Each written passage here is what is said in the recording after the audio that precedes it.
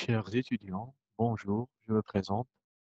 Je suis Dr Racha, chirurgien cardiovasculaire, et notre cours d'aujourd'hui va porter sur la sémiologie artérielle et veineuse. Pour un rappel anatomique, les artères du corps humain naissent de l'aorte elle-même qui prend naissance au niveau du cœur. L'aorte ascendante qui se continue par la crosse de l'aorte qui va donner le tronc artériel macrocéphalique qui va donner la carotide commune droite et l'artère sous-clavière droite. Au niveau de la crosse, elle donne aussi l'artère sous-clavière gauche et la carotide commune gauche. L'artère sous-clavière droite et gauche au niveau du creux axillaire va donner naissance à l'artère axillaire. Au niveau du bras, naissance à l'artère brachiale qui se bifurque elle-même au niveau du pli du coude en artère radiale et artère cubitale. L'aorte thoracique descendante se continue par l'aorte abdominale qui donne naissance aux deux artères iliaques primitives, droite et gauche, qui donnent naissance aux artères iliaques internes et externes.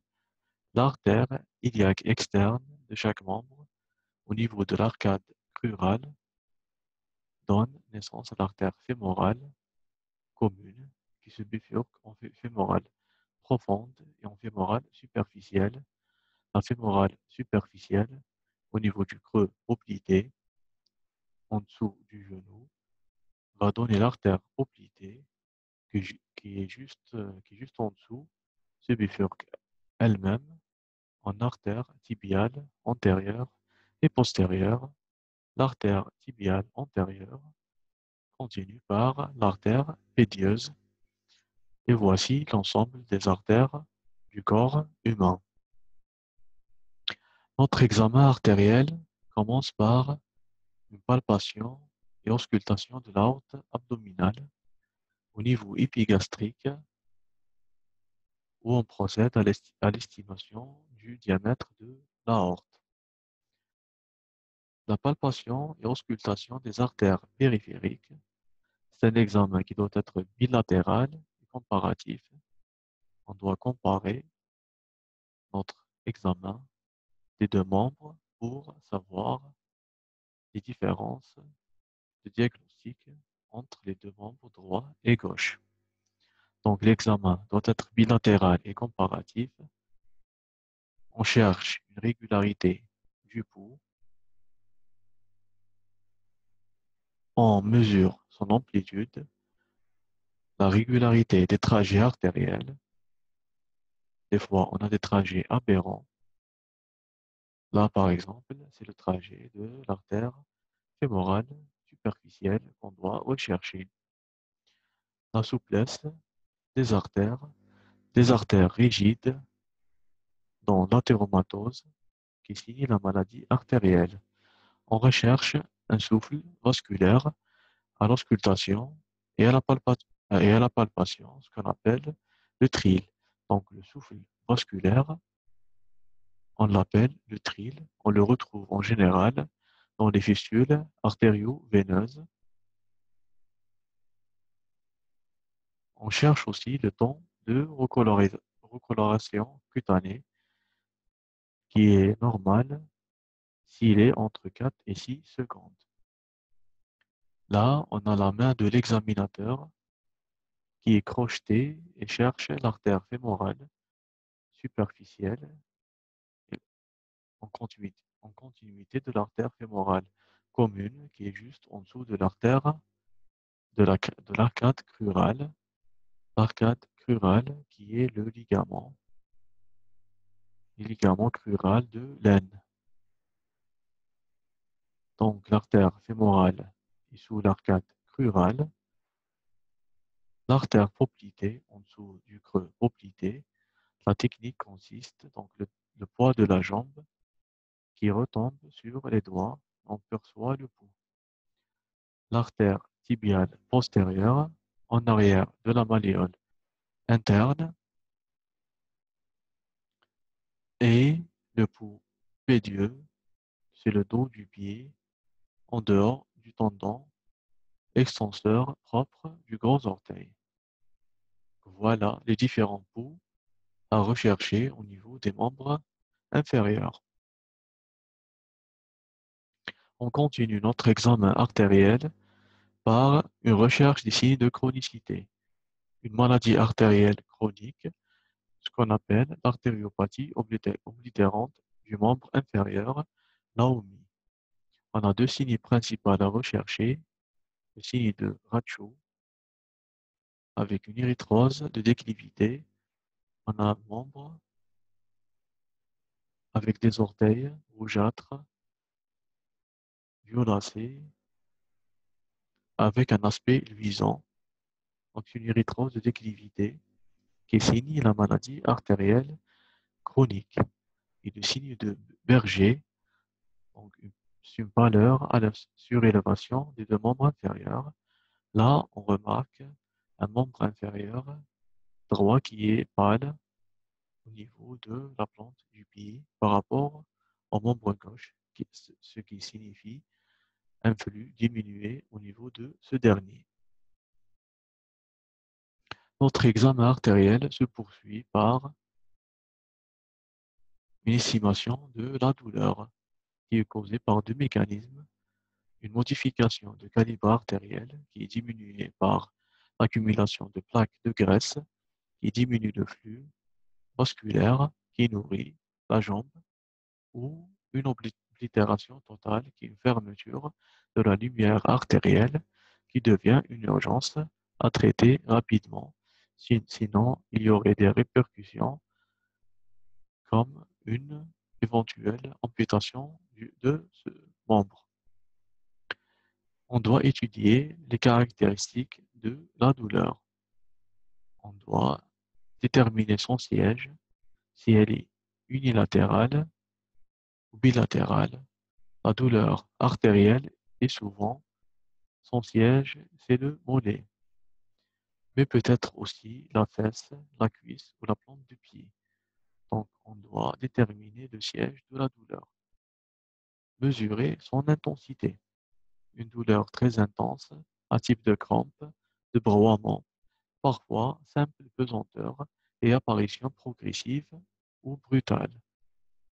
Donc, on doit mesurer l'intensité de la douleur qui est notre sonnette d'alarme pour agir plus ou moins rapidement pour soulever l'obstacle.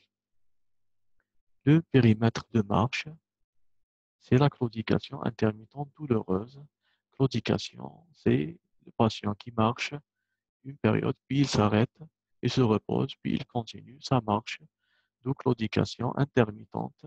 Donc, c'est un temps d'arrêt, puis de reprise, d'arrêt et de reprise. Sa cause, c'est la douleur. Le patient, il a mal, il s'arrête, il se repose. Dès que la douleur, elle disparaît, il reprend son activité. On a la classification de Fontaine qui estime ce périmètre de marche. Elle peut être, donc le patient peut être asymptomatique, c'est le grade 1. Le grade 2, c'est une claudication intermittente. La claudication, c'est le temps d'arrêt. Le patient en stade 2A qui s'arrête à plus de 200 mètres et se fatigue avec une douleur, donc il s'arrête. Le stade B, un arrêt de moins de 200 mètres. En 3, c'est une douleur de repos nocturne. Et stade 4 de La Fontaine, c'est des lésions ischémiques et ou de gangrène. On doit, dans notre examen clinique, voir l'état de la peau. L'exemple de l'ulcère artériel, cet ulcère se caractérise par une perte de substance, en général de petite taille, qui est très profonde et douloureuse, à rebord irrégulier et localisé aux extrémités. Là, on a des lésions de gangrène humides qui creusent jusqu'aux muscles avec des rebords irréguliers. Le membre est peu irrigué de sang et la peau qui est victime de gangrène. Au contraire, l'ischémie aiguë, on doit la soulever rapidement et nécessite un traitement inférieur à un délai de 6 heures. On a là l'exemple d'une ischémie proximale, pour dire au niveau de l'artère fémorale, on a un membre qui est violacé avec des troubles trophiques, sensibilité et motricité abolie. On a le pied en équin, donc c'est un membre qui est en paralysie, qui signifie qui est un membre qui est mort, la vie n'est plus existante par rupture du flux vasculaire. Par contre, la jambe gauche, il y a des marbrures qui signent un éventuel sauvetage du membre, surtout s'il y a mobilité et motricité et sensibilité conservées. Donc, on peut sauver cette jambe, mais là, c'est l'ischémie dépassée avec une éventuelle amputation. On a aussi l'ischémie aiguë des artères distales, c'est des petites artérioles, en général des orteils, de l'avant-pied, c'est le syndrome des orteils bleus ou des emboles de cholestérol. Donc, c'est des micro-emboles de graisse qui vont boucher des petites artérioles. Là, on doit traiter rapidement par des anticoagulants. Au contraire, l'ischémie proximale, on doit désobstruer les grands axes vasculaires par une chirurgie qui s'appelle la focardisation. Une sonde est introduite au niveau de l'artère fémorale pour la désobstruer. Notre examen se continue par la mesure de la pression artérielle. On utilise un tensiomètre ou un sphygmonomètre. Il y a plusieurs appareils homologués. On doit aussi mesurer l'index de pression systolique, ce qu'on appelle l'IPS. L'IPS égale pression artérielle systolique de cheville sur pression artérielle systolique au niveau du bras. Dans ce tableau, on a l'IPS normale qui doit être comprise entre 0,9 et 1,3. En cas d'artériopathie compensée, l'IPS est comprise entre 0,75 et 0,9. L'artériopathie mal compensée, l'IPS est compris entre 0,5 et 0,75. En cas d'artériopathie sévère, cet index est inférieur à 0,5. Passons maintenant à la sémiologie veineuse. Pour rappel anatomique, on a les veines, on a la veine fémorale, l'axe jambier principal veineux qui est relié par la veine saphène interne et la veine saphène externe qui sont reliés à cet axe principal par ce qu'on appelle des veines perforantes. Donc, anatomiquement, on a des veines profondes. En général, c'est un seul axe, un seul gros axe vasculaire veineux avec un système de valvules qui est relié par un système de veines, la veine saphène interne et externe, ce qu'on appelle la petite saphène et la grande saphène. Notre examen veineux commence par une inspection du membre. On recherche une cyanose du pied ou une dilatation des veines superficielles. C'est ce qu'on appelle communément les varices. Donc, on doit voir l'aspect de la peau. Cet aspect plissé témoigne de l'existence de varices. On doit aussi rechercher un œdème débutant à la pression du pied par le pouce. on a un œdème qui garde le godet, qui signe un œdème de nature veineuse. On doit aussi rechercher des signes d'appel de l'urgence veineuse, qui est surtout la thrombophlébite. La thrombophlébite, c'est l'obstruction de la veine par un caillou fibrino-chlorique. Donc, les éléments figurés du sang qui vont s'agréger et boucher une veine et donc empêcher le retour veineux.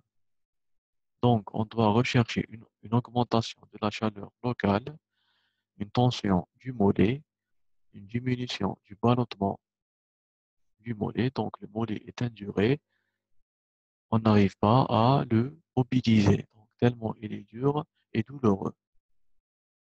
Pour l'examen, donc de référence, c'est l'examinateur va pousser le pied vers la jambe du patient. Ça va créer une douleur vive au niveau du mollet, ce qu'on appelle le signe classique de Romans, qui témoigne d'une phlébite du membre inférieur. Les caractéristiques des différentes douleurs vasculaires. La douleur artérielle, qui est la douleur de claudication, elle survient pendant l'exercice, est proportionnelle à l'intensité et à la durée de l'exercice.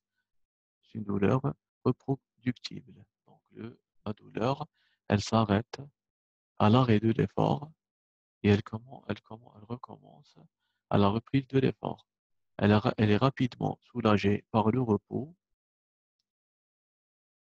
Niveau, niveau douleur est distal et à la sténose artérielle. Par contre, la douleur veineuse, elle survient souvent après l'exercice. C'est une douleur constante, soulagée en quelques heures au jour. Elle est plus grande, de grande variabilité avec l'exercice que la douleur artérielle. C'est une pseudo-claudication. Le patient ne s'arrête pas complètement. C'est un ralentissement de l'effort. La douleur est induite par l'orthostatisme prolongé. Parlons des œdèmes et leurs causes. En général, l'œdème, qui est causé par une insuffisance veineuse, son mécanisme principal, c'est l'obstruction veineuse ou insuffisance valvulaire. Anatomiquement, la veine comprend des valvules qui vont aider à refluer le sang vers le cœur. Cet œdème va garder le godet très peu. L'atteinte du pied est présente. Il est parfois bilatéral et pas toujours. Il peut être unilatéral et présentant une peau épaisse. L'ulcère de jambe est fréquent en cas d'insuffisance veineuse. Je vous remercie.